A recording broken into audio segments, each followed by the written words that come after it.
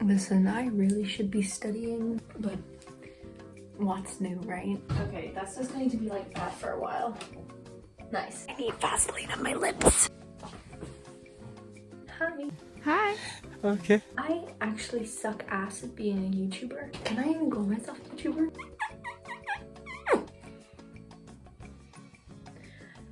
This is my April wrap up and I'm filming it beginning of May. It's not even funny because I went into YouTube on the 1st of May and I saw every booktuber I love, like everyone that I'm like subscribed to, like Haley Pham and Carly, Steph.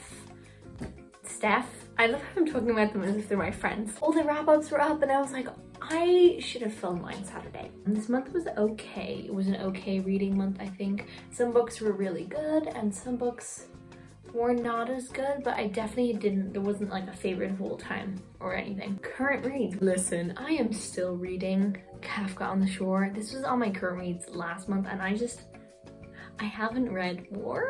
I'm going to be reading it this month because this month I signed up to the challenge of the Asian readathon that Read with Cindy is hosting. Future Charlotte here. It is currently the 25th of May. I didn't take part in that challenge. I feel really shit about it because I was really looking forward to it and I really prepared it. I made a whole TBR. Long story short, I'm a mood reader, so I have made TBRs in the past for months and certain parts of the year and like events, and I just never read the books that I plan to read. So I know not to make a TBR for a certain month and out because that didn't fucking work. My chair is creaking every time I move my ass. Oh my god, you know what that reminded me of? I put a whole bag of jelly beans up my ass. Another one of my current reads that I'm too lazy to get out, but I'll put a picture up, is Juste la fin du monde. So I think it's called It's Only the End of the World in English, and it's a play by Jean-Luc Lagarce, and it's also a movie, but it's a book we have to read for class. Just thought I'd put it in there. I should have finished it. I was supposed to finish it. I'm also reading Hopeless by Colleen Hoover. So now on to the books that I read during the month of April. I read Reminders of Him by Colleen Hoover. I actually spilt my tea on this and I got so upset. I don't know if you can see that. I was carrying tea and my book was like on my head because I was a lazy little bitch, and so I had like my tea and my mom's tea, right? And I was handing my mom her tea and it like fell onto the tea and I dropped the cup and tea went fucking everywhere, putting it against the radiator. I was on the verge of tears. This book was brand new and that happened. I was so upset. Basically about this mother who recently gets out of jail and she wants to get in contact with her daughter again, who she hasn't been able to be in contact with obviously, but there's really shit circumstances. It's really hard for her to be in contact at all because there was this really big accident with her boyfriend, so the dad, and anyways, that's kind of where it goes. I loved the daughter in this. So her name is DM and oh my god, she's the cutest thing. I thought that, again, I don't know, I think it's, obviously some people love it, but because I've read so many Colleen Hoover books, and by that I mean like 5, I'm starting to get used to like the same kind of plot twist. I don't know, I feel like there's a lot of similarities in between the plot twists for the books. Like it's usually the dude that's hiding something, or just the same kind of secret-y plot twists, and yeah, like same with November 9th and Confess and Hopeless, to be honest. I think I'm just kind of getting a little tired of it, so I might take a really huge Colleen Hoover break after reading Verity, because that is on my TBR. It was really sad though. I didn't cry. I know that a lot of people cried. I recommend. I gave it like a 4.5. Then I read Shatter Me. So I mentioned this in another video, I think, but my best friend sent over the whole series. Look at the little lines she wrote in it. She sent over the first trilogy, and I have a lot to say about this series. I would give this book a 2.5 out of 5. Don't kill me. Don't come for me. Don't. 1, it was pretty boring at the start, okay? 2, I didn't really like the writing style. It's not the crossing out that annoyed me. It's just that everything was over the top and overly dramatic, I think. And I understand that she has like a lot of trauma and she's going through a lot of things, and so she's putting a lot of thought into sentences or whatever, but there was just so much in each sentence, and I think it was just the fact that she's sad, because in Ignite Me she's like a lot better, and there's barely any of that, and there's a lot more like normal conversation and normal thoughts. I just wasn't a fan. Like, it was just hard to read. I went on a skiing trip and I brought this one book with me, and I'm so glad I did, because I was gonna bring the 3. I was like, I'm gonna read so much, I'm gonna go through the series so fast. I read 20 pages on that skiing trip, and there were so many moments where I was up in my room just like reading at night or in the morning, or like just chilling after skiing, you know what I mean? Which, by the way, the skiing trip was a lot of fun. But also I met some really cool people, so that's why I didn't read as much. I also didn't feel any connection between Juliet and Kent at all. I saw very big similarities with a Kotar and Shatter Me. I don't know, with the love part anyways, you know, like the first love interest.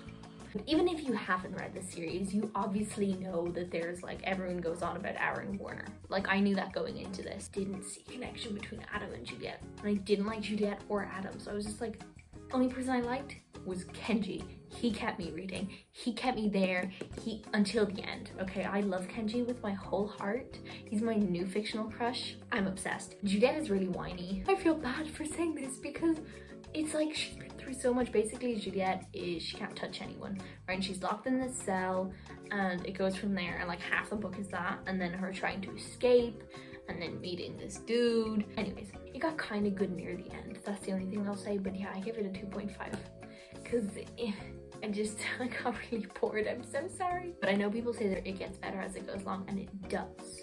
It really does. The next book I read, Unravel Me. I think she's the thickest out of the 3. Again, kind of everyone sucks except Kenji.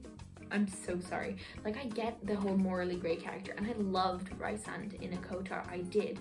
And he's kind of got the same vibes as Aaron Warner in this book. Not Warner feeding a dog, and then suddenly Juliet's like, oh my god, this man is like the best thing ever. Girl, I thought I had low standards. What the fuck is that? You know what I mean? Juliet's just really whiny and self-centered, and I couldn't stand her at all, except for maybe a little bit near the end. She's still incredibly dramatic. I also don't read high school romance, and so the fact that they're so young and have known each other for 2 seconds, well, 2 seconds, like, I don't understand. Maybe it's because I've never actually been in love and dated and crap, but I'm like, how is that possible? That's not possible, okay? You guys have known each other 2 seconds and you're already willing to die for each other? Like, who? I don't really care for the war. I was like, okay. And then I said at the end, which is after I finished Unravel Me, Ignite Me better be good, or the series being good was a ton of bullshit. I think the fact that I don't like the writing style or the main character affects me quite a bit. So I gave this book a 3 out of 5. Unravel Me was okay, better than Shatter Me, still not great. And then I read Ignite Me in a day, or like 2 days, because I had school. But that means that I was reading through a lot of classes. And this shit was like this was a 4.5 out of 5 for me, honestly. I loved this book. Juliet was a completely different person. She isn't whiny or irritating. She's a whole new woman, and I am here for it. So much Kenji in this, I could cry. I used to have Kenji, but nothing else Kenji. I know everyone's obsessed with Aaron Warner, and I get it. Like, I can see why. But I just felt kind of detached from him. Like, he totally has a personality and everything, don't get me wrong.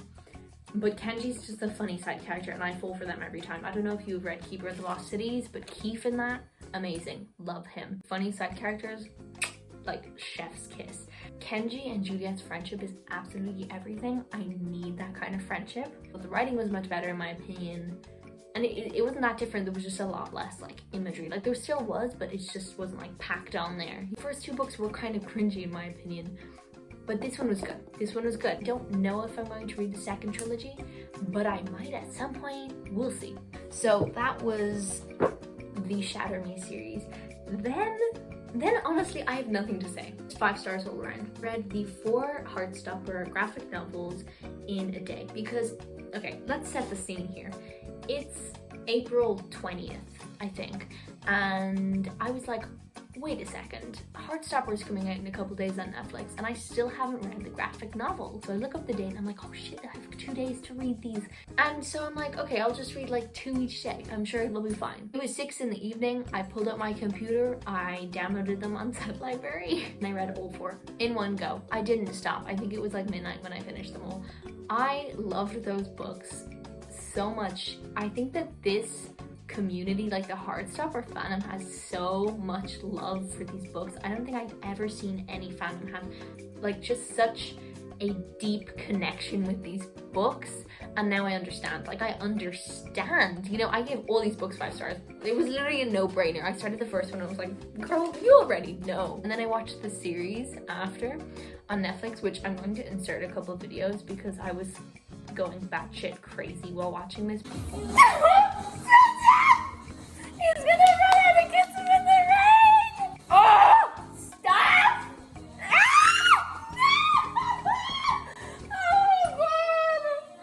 Oh, I'm gonna fucking explode! Nick is looking hella fine. He just showered, he looks all clean. She wasn't in the books. She wasn't in the books! Ben and Harry make me want to punch a fucking hole in the wall. Punch him! Punch him! Deserved. Somebody tell me what's up with Tao's haircut. Why does it just go on the side? I love him! I love the teacher! No! I know. Way better because I met you. Oh! You don't have to say that. I do. It's all worth it to be with you. You are. She died. Kindest, She died. I love Nick Nelson. Kid Connor, he's like attractive, but then he can be really cute at times, you know what I mean? Anywho, I have about 25 edits in my phone now. The next book I read is Good Girl Bad Blood, and I read this one on my phone as an ebook. This book was good. I think I gave it a 3.5. Like, I enjoyed it. It's not as good as A Good Girl's Guide to Murder. There really isn't that much to say, to be fair. One of her friend's brothers goes missing and she tries to solve the case. I mean, I was shocked at the plot twist, but not as shocked as the first one. I don't know, there was plot twist after plot twist and I was like, what the fuck is happening? And then the last book, actually, is that all the books? Girl, that's all the books. This video is gonna be really short. I hope you enjoyed this video. And I'm sorry this is late. Again, I post my wrap-ups like in the middle of the fucking month. But yeah, that's all I've got to say. Okay, I hope you're all doing well and reading or not. You know, if you're in a reading club, I hope you get out of it soon. If you're not reading, that's okay too. And if you are reading, I hope you're enjoying your book. So, yeah, okay.